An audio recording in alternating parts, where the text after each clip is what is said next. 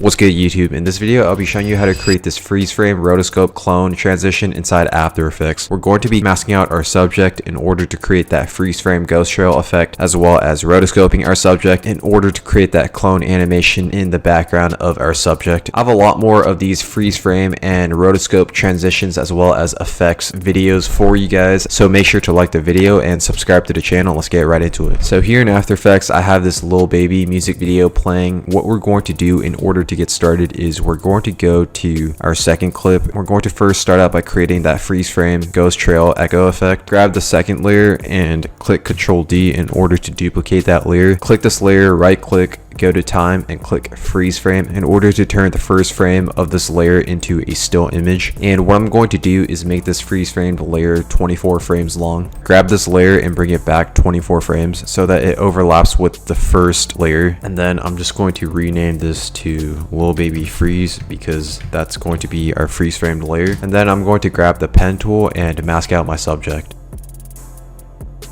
After masking out your subject, click that freeze framed layer, click M in order to reveal the mask, increase the mask feather to 8, decrease the mask expansion to -3, just to make the edges of our subject feel smoother. And then I'm going to add a transform to this layer to animate our subject. In order to animate our subject, I'm going to first start out by keyframing the position. Click that layer and click U to reveal the keyframe. I'm going to have the subject animating from the left all the way towards the right and then back to the middle. So in the beginning, I'm going to have it animate from the left and just have it where it's out of the composition. And then I'm going to go 12 frames forward and keyframe the position where we have it animating all the way to the right, but don't have it completely out of the composition because we still want to be able to see our subject. And then go towards the end and keyframe the position back to its original position, so at 960.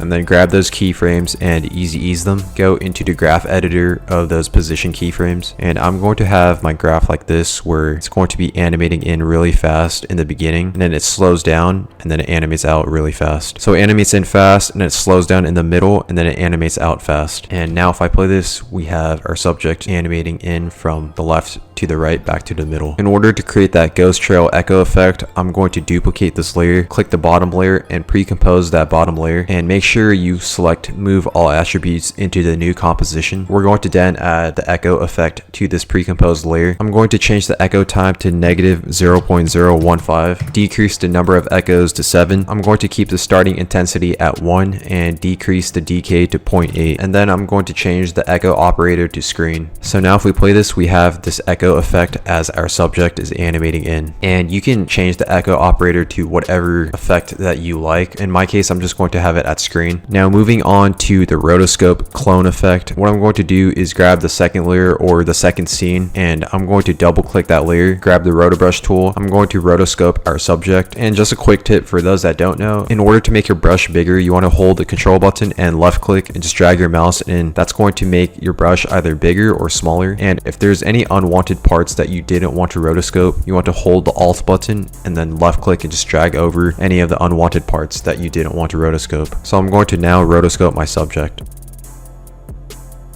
After going frame by frame in order to check that your subject has been accurately rotoscoped the way you want it to, you want to then click the freeze button, and what that does is lock in our rotoscope subject. After hitting the freeze button, we want to then go back into the composition, and that's where we're going to have our rotoscope subject. I'm going to duplicate this layer twice, so click Ctrl D twice, and for the bottom layer, which is going to be the background layer, I'm going to delete the rotobrush effect for that background layer. I'm also just going to change the name of this to Lil Baby BG, which stands for background. And in order to create that clone effect, what I'm going to do is add an offset effect to this layer. I'm going to keyframe the shift center to at 960 540 in the beginning. Click that layer and click U to reveal the keyframes, and then go towards the end. And I'm going to have this clone effect animating 9 times throughout the background. So 960 times 9 is 8,640. Move that keyframe to the end, grab both those keyframes, easy ease them, and now as you guys can see, we have that clone effect animating in the background of our subject. And as the first scene cuts into the second scene, we're going to create a zoom in effect. So I'm going to keyframe the scale at 100% in the beginning, go forward 6 frames, and keyframe the scale at 125%. Grab both of those keyframes, easy ease them, go into the graph editor of those scale keyframes, and have the graph like this where the influence is at 100%. It animates fast in the beginning and then it animates out slow. Go to the beginning of this layer, grab those keyframes, click Ctrl C,